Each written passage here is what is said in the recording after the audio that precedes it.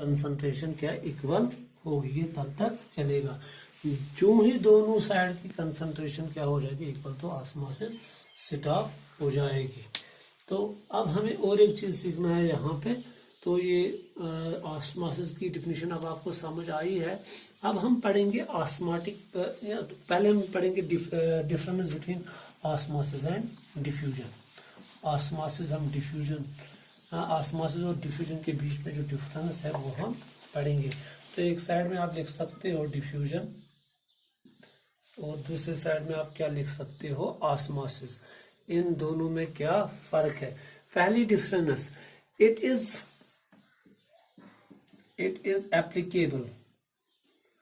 applicable to all solids, liquids and gases, क्योंकि मैंने पहले ही बताया गैसेस में भी हो सकता है, सॉलिड्स में भी हो सकता है और लिक्विड्स में भी हो सकता है। मगर ये क्या है, ये it is applicable only to solution. It is applicable only for solution, ये खाली सॉल्यूशन के लिए एप्लीकेबल है। तो और एक चीज यहाँ पे क्या होता है, यहाँ पे movement of both solute and solvent takes place. यहाँ पे शाबाश, movement of only solvent takes place.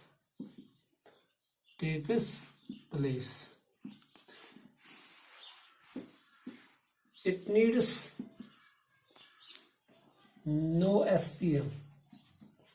इसके लिए क्या है, it needs, शाबाश, SPM। दैट मीन ये without SPM, semi permeable magnesium भी हो सकता है, मगर इसके लिए जरूरी है क्या, एसपीएम। और एक चीज, कैन नॉट बी स्टॉप्ड और reversed, can not be stopped, इसको हम स्टॉप और रिवर्स नहीं कर सकते हैं। इसको हम क्या, it can be stopped, can be stopped और रिवर्सड तो डिफिनेशन के आधार पर it is intermixing of, fifth intermixing of particles होता है, इंटरमिक्सिंग ऑफ, वहां पे मैंने डिफिनेशन में लिखा है इंटरमिक्सिंग ऑफ गैसेस, तो आप सीख लिखना इंटरमिक्सिंग ऑफ पार्टिकल्स। वो सॉलिड भी हो सकता है, लिक्विड भी हो सकता है, गैस भी हो सकता है। तो यहाँ पे क्या होता है, movement of solvent particles from dilute solution to concentrated solution via SPM। ये थी difference between diffusion and osmosis की। फिर से मैं रिपीट करूंगा कि ये जो डिफ्यूजन है, it is applicable to all solids, liquids and gases. It is applicable only for solution. यहाँ पे क्या है, movement of both solute and solvent takes place. यहाँ पे खाली सॉल्वेंट मॉलिक्यूल्स की मूवमेंट हो रही है। इसको एसपीएम की जरूरत नहीं पड़ती है, इसको एसपीएम की जरूरत पड़ती है। विदाउट एसपीएम ये नहीं हो सकता है, सेमी परमेबल मेम्ब्रेन। ये इसको हम स्टॉप नहीं कर सकते या रिवर्स नहीं कर सकते, इसको हम स्टॉप भी कर सकते हैं, रिवर्स भी कर सकते हैं। तो इसमें क्या होता है, सिंपली इंटरमिक्सिंग ऑफ पार्टिकल्स होता है। तो इसमें क्या होता है, यहाँ पे मूवमेंट ऑफ सॉल्वेंट पार्टिकल्स होता है from dilute solution to concentrated solution via SPM. तो ये था ऑस्मोसिस और डिफ्यूजन के बारे में कोई जानकारी। अब हम पढ़ेंगे अपना जो रियल टॉपिक है, जो क्वालिटेटिव प्रॉपर्टी है, वो है ऑस्मोटिक प्रेशर। ऑस्मोटिक प्रेशर की जो सिंबल है वो है pi. Osmotic pressure is represented by पाई।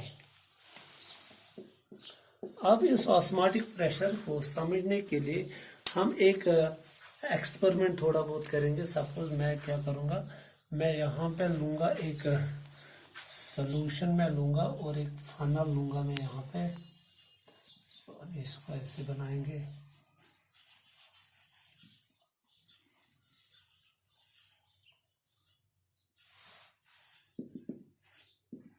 यहाँ पे मैंने डाइल्यूट सॉल्यूशन ली बाहर,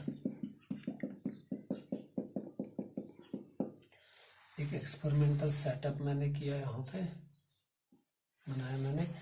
तो यहाँ पे मैं क्या क्या ले रहा हूँ, C1 सॉल्यूशन, मगर ये इस वक्त क्या मैंने ली, शाबाश, डाइल्यूट, दैट मीन्स में वाटर की कंसंट्रेशन ज़्यादा है। और अंदर मैंने क्या लिया, इस फनल में, इस फनल में मैंने क्या किया, सपोज ये लेवल ए लेवल तक मैंने इसमें क्या लिया, शाबाश, C2 कंसंट्रेटेड सॉल्यूशन अब मैंने लिया। मगर एक काम किया मैंने इसके बॉटम को काट के यहाँ पे क्या लगाया, यहाँ पे मैंने सेमी परमेबल मेम्ब्रेन लगाया। यहाँ पे मैंने क्या लगाया, सेमी परमेबल मेम्ब्रेन, क्योंकि ये कंसंट्रेटेड सॉल्यूशन है, ये डाइल्यूट सॉल्यूशन है, तो ऑब्वियसली यहाँ पे सपोज सॉल्वेंट मोर होगा, यहाँ पे सॉल्यूट मोर होगा। तो जब हम देखेंगे जो सॉल्वेंट मॉलिक्यूल्स का जो मूवमेंट होगा वो via this semi permeable membrane this to this होगा, ऐसे होगा, क्योंकि सॉल्वेंट मॉलिक्यूल्स हमेशा जब हम higher concentration to lower concentration जाते हैं, क्योंकि यहाँ पे सॉल्वेंट मॉलिक्यूल्स, क्योंकि कंसंट्रेटेड सॉल्यूशन है, वो क्या है, पहला मार्ग कहाँ तक था, ए तक। अब जब ऑस्मोसिस स्टार्ट हो गई, क्योंकि अब जरूरी बात है ऑस्मोसिस जब स्टार्ट होगी तो इस फनल में जो सॉल्यूशन है उसकी लेवल बढ़ जाएगी, बढ़ के कुछ देर के बाद स्टॉप हो जाएगी। जब ऑस्मोसिस हो जाएगी तो कुछ देर के बाद ये इसकी लेवल बढ़ गई, किस लेवल तक, सपोज मैंने इस लेवल को क्या रखा, बी। तो ये है ऑस्मोसिस का सेटअप, मैंने यहाँ पे समझाया। मगर मुझे समझाना है कि ऑस्मोटिक प्रेशर क्या है। ये वो प्रेशर होता है, दो तरीके से मैं आपको ये समझाऊंगा। ये वो प्रेशर होता है, एक्सटर्नल प्रेशर भी आप इसको बोलते हो, एक्सटर्नल हाइड्रोस्टैटिक प्रेशर होता है किस पे, इस कंसंट्रेटेड सॉल्यूशन पे, क्योंकि यही कंसंट्रेटेड सॉल्यूशन है, ये डाइल्यूट सॉल्यूशन है। इस कंसंट्रेटेड सॉल्यूशन पे क्या हो जाता है, एक एक्स्ट्रा हाइड्रोस्टैटिक, हाइड्रो माने लिक्विड वाटर, उसका प्रेशर डेवलप होता है इस कंसंट्रेटेड सॉल्यूशन के ऊपर, जिससे क्या हो जाता है, जो ऑस्मोसिस होती है वो स्टॉप हो जाती है, फर्दर ऑस्मोसिस नहीं होती, क्योंकि मैंने बताया जो ऑस्मोसिस स्टार्ट होती है इसकी लेवल बढ़ जाती है। एक टाइम के बाद ये लेवल कहां तक पहुंच जाती है, बी, और अब इसके ऊपर ही नहीं जाती है, दैट मीन्स अब ऑस्मोसिस स्टॉप हो गई, किसी चीज ने इस ऑस्मोसिस को रोक दिया। जो चीज इस ऑस्मोसिस को रोकता है वो एक किस्म का प्रेशर होता है, और उसी का नाम हम क्या बोलते हैं, जब ऑस्मोटिक प्रेशर। अब ये ऑस्मोटिक प्रेशर हम कैसे एक्सप्लेन करेंगे, तो आपको यहाँ पे देखना है, क्योंकि मैंने बताया आपको यहाँ पे एक कंडीशन आपको याद रखनी है, C2, जिस तरह वहां पे मैंने इससे पहले मैंने बताया था C1 is concentrated as compare to C2, और इस टाइम मैंने क्या बताया, C2 is concentrated as compare to C1। ये कंडीशन है यहाँ पे। जब ये कंडीशन है तो ये C2 है, ये C1 है, तो C1 से C2 तक मूवमेंट हो जाएगी, तो ऑस्मोसिस कहलाई जाएगी। पहली लेवल A तक थी, अब A के बाद ये बढ़ गया। अगर आप देखोगे, समझना, ऑस्मोसिस होने से पहले, सपोज ऑस्मोसिस होने से पहले आप मुझे बताओ, जो ये A लेवल थी इस पे बाहर किसका प्रेशर था, तो अगर आप देखोगे खाली किसका प्रेशर था, एटमॉस्फेयर का प्रेशर था। मगर जो ही अब क्या हो गया शाबाश, ऑस्मोसिस से लेवल बढ़ गई कहां तक, बी तक। तो अब इस ए पे एक तो एटमॉस्फेयर का प्रेशर ऑलरेडी था, हवा का प्रेशर ऑलरेडी था, अब और किसका प्रेशर आ गया इस पे, इस लिक्विड कॉलम का प्रेशर आ गया। तो यही जो इस लिक्विड कॉलम की वजह से जो प्रेशर एक्सर्ट हो रहा है, जो इस लिक्विड कॉलम का जो वेट एक्सर्ट हो रहा है, weight is a kind of force इस एरिया पे, वेट पर यूनिट एरिया जो इस पे इस लिक्विड कॉलम की वजह से एक्सर्ट हो रहा है, तो उसको हम क्या बोलते हैं, ऑस्मोटिक प्रेशर। या दूसरे लफ्जों में हम ये भी बोल सकते हैं, ये वो प्रेशर है जो फर्दर ऑस्मोसिस को होने में स्टॉप करता है, दैट मीन ये फर्दर ऑस्मोसिस को रोकता है, और उसी प्रेशर का नाम हम क्या बोलते हैं, शाबाश, ऑस्मोटिक प्रेशर। तो हम पहले बताएंगे इनिशियल क्योंकि दो कंडीशंस हो गई, बिफोर ऑस्मोसिस, बिफोर ऑस्मोसिस हम क्या लिखेंगे, before osmosis pressure at A, pressure at A is equal to किसका था, खाली एटमॉस्फेरिक प्रेशर, खाली किसका प्रेशर था, एटमॉस्फेयर का प्रेशर था। मगर जो ही ऑस्मोसिस स्टार्ट हो गई तो ओब्वियसली सॉल्वेंट मॉलिक्यूल्स इसके अंदर दाखिल हो जाएंगी, तो इसकी लेवल भी बढ़ती जाएगी। तो एक वक्त के बाद जब लेवल बढ़ गई तो एक लेवल मैंने यहाँ पे मार्क की, बी लेवल, यहाँ पे वो क्या स्टॉप हो गई।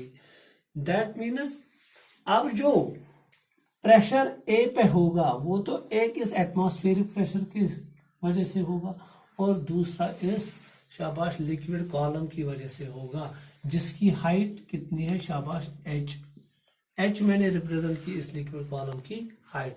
तो हम क्या लिखेंगे, आफ्टर ऑस्मोसिस, आफ्टर ऑस्मोसिस हम क्या लिखेंगे, प्रेशर एट ए वो किसके बराबर आएगा, एक तो आएगा शाबाश किसके बराबर, एक एटमॉस्फेरिक प्रेशर के बराबर आएगा, एटमॉस्फेरिक प्रेशर, और दूसरा क्या है, प्लस वेट ऑफ